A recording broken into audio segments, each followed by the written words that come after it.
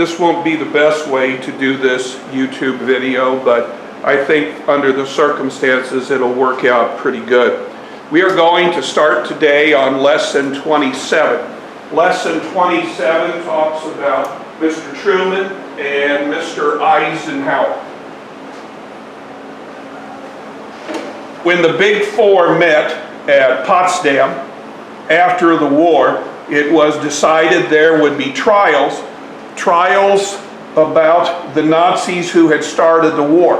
Now please understand, not all Nazis were blamed for the war. Only those in military and political power.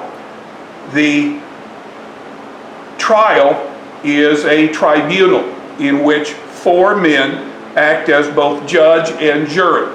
There is a judge from the Soviet Union, a judge from France, a judge from the United Kingdom, and a judge from the United States. All four must agree on a guilty verdict for a sentence to be imposed. Each of the Nazis who are accused of a war crime are allowed to defend themselves. In the end, only a few Nazis were found guilty of war crimes. A very, very few of them were publicly executed. Now, of those who were found not guilty, they could return to everyday life. A special prison was built for those who were found guilty. And again, only a very small few were sentenced to death. It's 1945 and World War II is over. Adolf Hitler is dead. So are his top lieutenants, Heinrich Himmler and Joseph Goebbels. But dozens of high-level Nazis are still alive and in prison. What do the Allied powers do with them? They take them to court in their own backyard. The Nuremberg trials were a series of international prosecutions that decided the fates of Nazi war criminals. Why hold these trials in the German city of Nuremberg? Well, for one, unlike a lot of German towns, Nuremberg was relatively undamaged by the war, and, just as importantly, the city had been the site of several infamous Nazi rallies. Prosecuting Nazi leaders there brought a symbolic closure to the Third Reich. The trials were administered by the four principal nations of the Allied powers: the United States, Great Britain, the Soviet Union, and France. However, each of these countries had their own laws and legal system, and had to settle on a common framework of justice. They couldn't try each defendant 4 different ways. So in August of 1945, they all sat down and hammered out the London Charter of the International Military Tribunal. With the London Charter, the Allies agreed that the defendants would stand trial and be allowed to have their own defense attorneys. Instead of a single judge, there would be a tribunal, 4 judges, 1 from each Allied country. The London Charter also defined the 3 major charges each criminal would face: crimes against peace, like planning and starting a war crimes, such as killing POWs, and crimes against humanity, in other words, killing civilians, as the Nazis did during the Holocaust. The trials lasted at Nuremberg from 1945 to 1949, but the highest profile cases were brought to court between 1945 and 1946. This period was known as the trial of the major war criminals. Among the 22 Nazi leaders on trial at Nuremberg were Gestapo founder Hermann Göring, Deputy Führer Rudolf Hess, Nazi Foreign Minister Joachim von Ribbentrop, and the German architect Albert Speer. 2 additional Nazis had been indicted, but one, Labor Chief Robert Ley, killed himself before the trials. The other, weapons manufacturer Gustav Krupp von Bohlen-Halbach, was declared mentally unfit. He was senile. Starting in November of 1945, the tribunal heard testimony and reviewed evidence for 216 court sessions. The horrors and crimes of the Nazis were put on display for all the world to see. In October of 1946, the court handed down its verdicts: 12 death sentences, including those for Göring and Ribbentrop. 3 got life in prison. 4 got life in jail terms, and 3 were acquitted. Nothing could undo the devastation of the war. Nothing could bring back the millions of lives lost in the Holocaust, and the millions more lost in battle. But the Nuremberg trials were an important step towards rebuilding an international system of justice. They established important legal precedents for future international trials, including those for Japanese war criminals, and for trials decades later in Rwanda and the former Yugoslavia. The Nuremberg trials officially entered the crimes of the Third Reich into the historical record, so that there would be no doubt about what the regime had done. after the war was over, the Yalta Conference had said that each Allied nation who had taken over a former Nazi nation would be allowed to administer it. Now, the Soviets had a large number of Eastern European countries that they took over. The Soviets decided that they would install a communistic form of government in each of these countries. So following the war, the countries that you see on the map, Poland, Czechoslovakia, Hungary, Romania, and Bulgaria, would adopt communistic governments and would be part of what became known as the Soviet bloc for years and years. Every single war that America has been involved in, at the end of the war, the men who had fought in the war had received a bonus, a sum of money that would be paid to them 20 or 30 years later. Under the Roosevelt administration, there was a proposal to give them something different. This proposal was hammered out in the Truman administration into what became known as the GI Bill of Rights. Now, the GI Bill of Rights allowed for scholarships. If you were anybody who served in the military during World War II, then you were eligible for a scholarship to some type of an education. For example, we saw the gentleman who the Okinawa video was based on. When he returned home, he went to the University of Alabama and became a professor of biology. Many Americans went to college. Other Americans were like my dad. When my dad came back from the war, now my dad was more involved in Korea than he was in World War II, but when my father came back from Korea, he went to a technical school to learn how to work on diesel engines. The first home my parents ever bought, they got the money from the GI Bill of Rights, and the home loans were quite good. This allowed more Americans to advance into what we today call the middle class. Now, this middle class is going to be the foundation of the United States from the 1950s until today. If any of you decide to join the military after graduation from high school or graduation from college, when you leave the military, you will become part of the GI Bill of Rights. This is something the recruiters will be happy to tell you about. It's been credited with creating the American middle class after the Second World War, the Service Members Readjustment Act of 1944, better known as the GI Bill. It allowed millions of military veterans to go to college, and it became law 70 years ago tomorrow.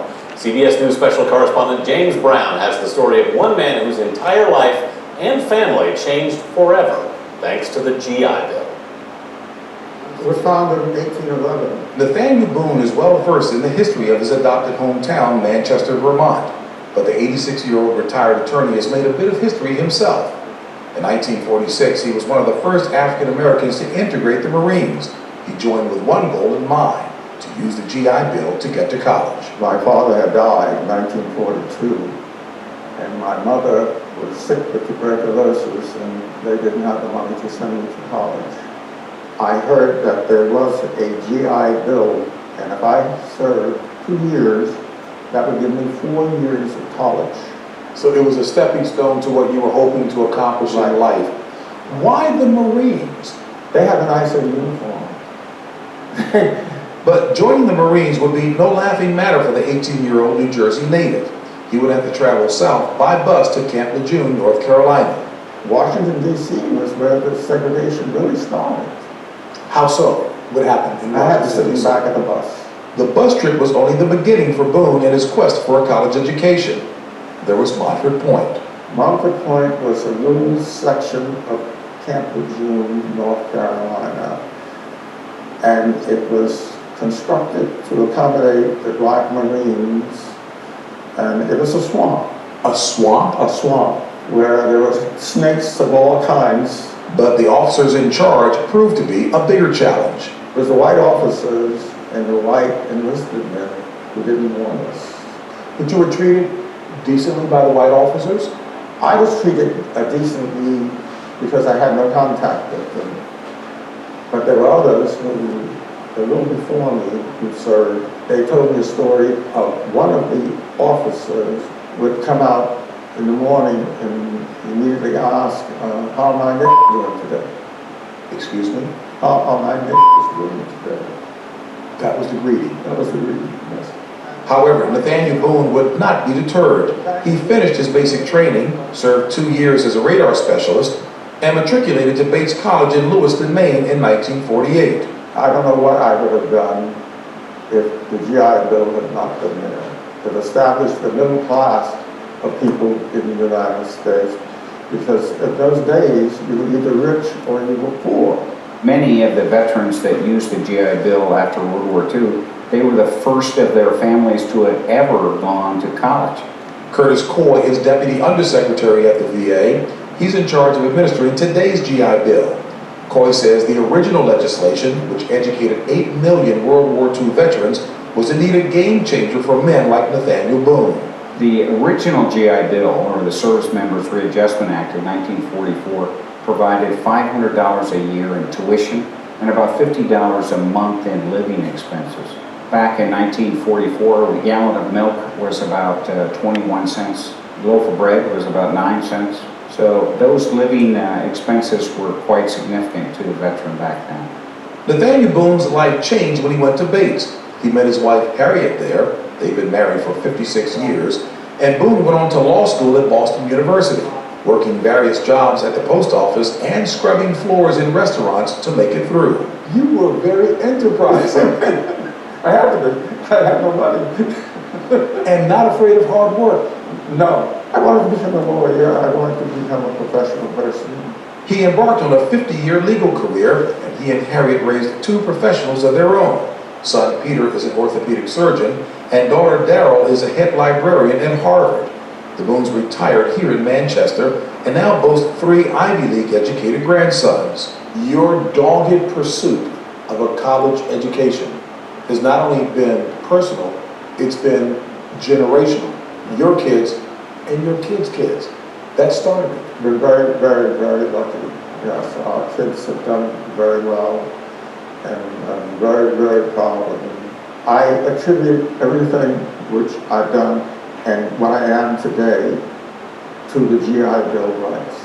You received the highest civilian honor. In 2012, the United States government finally honored the Montford Point Marines for their service, and Nathaniel Boone was one of about 200 surviving veterans to receive the Congressional Gold Medal in the nation's capital. But for the Marine Corps, I would not have gone to college. There would be no college, there would be no Harriet. There wouldn't be the life that I lived. That's a picture. And what a life Nathaniel Boone has lived. For CBS This Morning, Saturday, James Brown, Manchester, Vermont. More than 20 million vets have received college education since the original GI Bill in 1944 at a cost of $120 billion. Today's post-9/11 bill pays for just under $20,000 in annual tuition, plus an average housing allowance of $1,500 a month. What an incredible family. What a trailblazer and so humble. Yeah, and I can't tell you how many people over the years have told me the same story. They went to college, their whole life changed because of GI Bill. When the serviceman returned home, there were very few jobs. Industries were changing from a wartime footing to a peacetime footing, and so there were very few jobs to be had. Unemployment began to rise dramatically. There were very few goods to buy. Most goods had been in short supply to begin with, and you needed some type of rationing stamp to purchase them. Now that the war was over, the supplies were in short supply, and anybody who had the money could buy them. The price of goods went up dramatically. This is the beginning of inflation. Labor unions. Labor unions had worked throughout the war for lower wages, and they saw this as their patriotic duty. Now that the war was over, many of the unions asked for higher wages. when factories said no, they weren't going to pay the higher wages, then unions went on strike. In 1946, the Republican Party took control of both the House and the Senate. This is the first time the Republicans have taken control of the House and Senate since 1930. The 80th Congress, as they were known, passed the Taft-Hartley Act.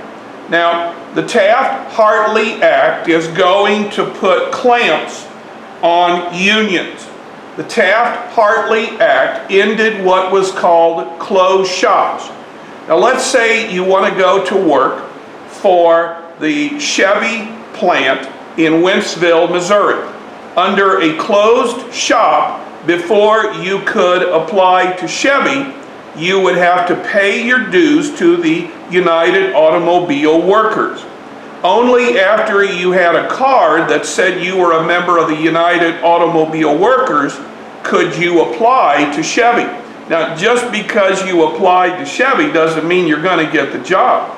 They might have one job and 20 people apply, but all 20 of those people had to join the United Automobile Workers.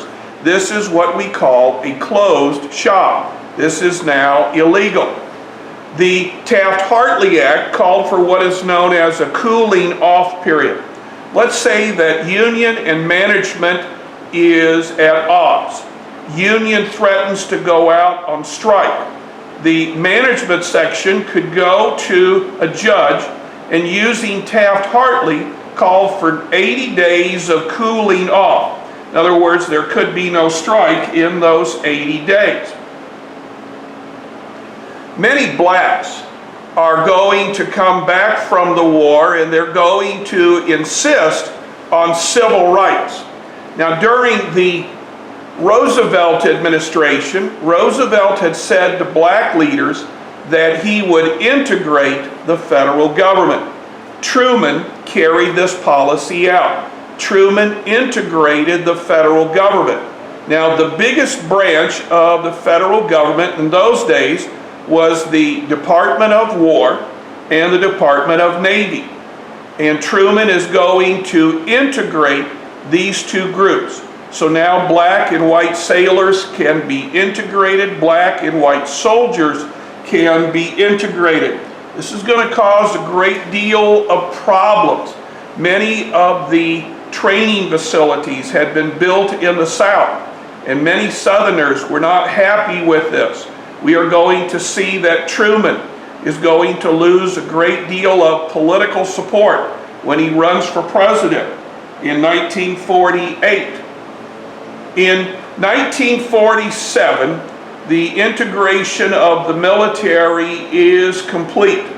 Again, many southern states are going to oppose this. We are going to start to see that many of the southern states who had voted Democratic ever since the start of Reconstruction are now going to elect Republican leaders who promise to carry on segregation. The Fair Deal had called for a TVA project on the Tennessee River. Truman wanted to continue this. Truman's river was the Columbia River in the northwest part of the United States. The Columbia River was dammed in several locations and electricity was created. The states of Oregon, Idaho, and Washington will suddenly begin to zoom up in population because of this. During World War II, it was decided that there should be a league or a United Nations. Now, a United Nations is composed of various parts. The General Assembly is composed of a representative from every nation. Every nation gets one vote. So the United States is one of the largest countries in the world. We get a vote. The Netherlands, population-wise, is one of the smallest countries in the world. They get a vote. And anything can be brought up before the General Assembly. And everybody has the chance to have their say. It was under the Truman administration that the United Nations will build its permanent home in New York City. One branch of the United Nations is the Security Council. Now, the Security Council has member nations. The Security Council also has what is called permanent members. There are 5 permanent members. There is the United States, the Soviet Union, Great Britain, France, and China. Now, it is China that is going to cause some problems. In our lesson tomorrow, we are going to hear about a civil war in China. And the Chinese representative to the Security Council is going to change over the course of the lessons that we will do for the rest of the year. What exactly does the Security Council do?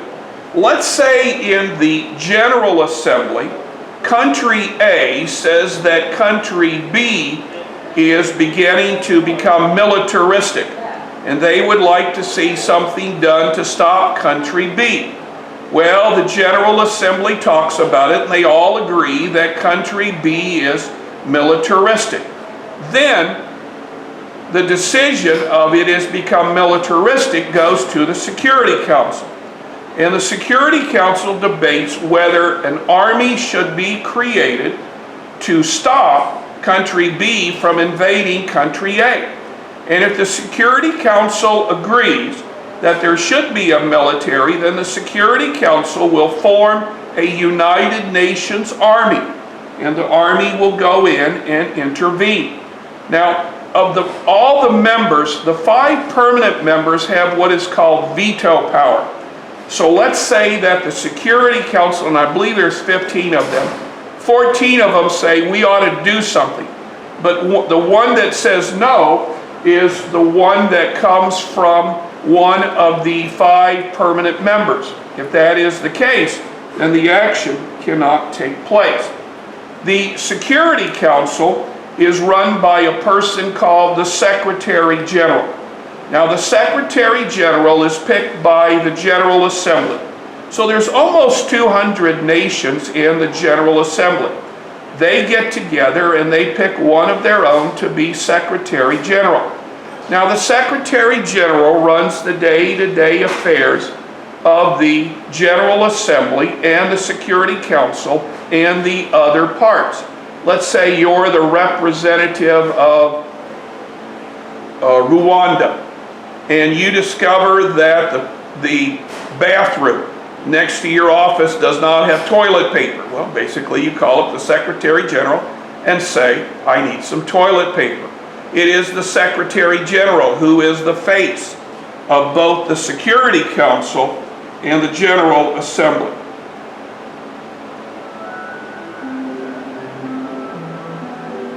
In 2015, the United Nations turned 70. Since World War II, the UN has existed to foster communication between its member states to achieve global goals, which would be impossible individually. So how do they do this? How exactly does the UN work? Well, the UN is divided into 6 main parts.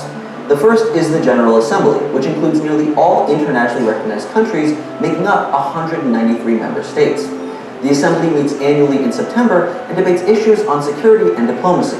In 2015, the major topic is climate change and helping developing countries face the threat of global warming. Within the General Assembly, resolutions relating to defense, as well as administrative issues like new membership and budget, require a 2/3 vote. Most other issues only need a majority. Every country, regardless of size, gets a single vote. However, there are 2 states in the UN which are not actual members: the Vatican, whose government is called the Holy See, and Palestine. These are called permanent non-member observer states, and while they can't vote, they are allowed to take part in debates. The second arm of the UN is the Security Council. It exists to prevent conflict on a large scale, promoting peace through diplomacy or sanctions. It only has 5 permanent members: Russia, France, China, the UK, and the US, which were all winning powers in World War II. The permanent members have veto power, and their use has been incredibly controversial. The US, for example, has vetoed dozens of resolutions against Israel for their actions in the Middle East. there are 10 more members representing Africa, Asia, Eastern Europe, Latin America, and Western Europe. Those 10 are elected on a rolling basis every 2 years to make sure that major world regions have representation. The Security Council's resolutions are carried out by the UN's peacekeeping force, which boasts about 100,000 soldiers. One of the most important parts of the UN is the Economic and Social Council, which works to improve standards of living and promote human rights. Most of what the UN actually does is centered around helping developing countries. The Council works with specialized agencies like the World Health Organization and High Commission for Refugees to make that happen. The judicial arm of the UN is the International Court of Justice. This is where international law violations are debated and prosecuted, although countries with significant power can often refuse to comply with their decisions. The fifth arm of the UN is actually not operational. The Trusteeship Council was created in the 1940s to help developing territories and dependencies become independent countries. The Council was suspended in 1994 after helping more than 70 countries gain independence. And finally, the Secretariat is essentially the internal administrative workings of the UN. They're the ones who compile reports, communicate between the different councils, and are headed by the UN Secretary General, Ban Ki-moon. Although the UN exists to promote global cooperation, many have criticized the greater influence of the 5 permanent Security Council members. Still, the UN has seen incredible advancement in fighting hunger, poverty, and child mortality. Without communication and cooperation, the world would be considerably worse. Want to get a deep dive into why the UN Security Council has 5 permanent members? Check out Secret Daily's video to find out more. So if the 15-member council passes a substantive resolution, all 193 members are obliged to follow through. As you can imagine, member states at large do not always agree with the council, which has led to some instances of dissent. Thanks for watching TestTube News. Make sure to like and subscribe for new videos every day.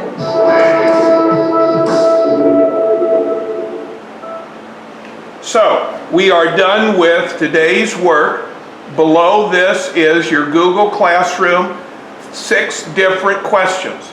A reminder that you must have submitted your form by 11:59 tonight, otherwise it will not count.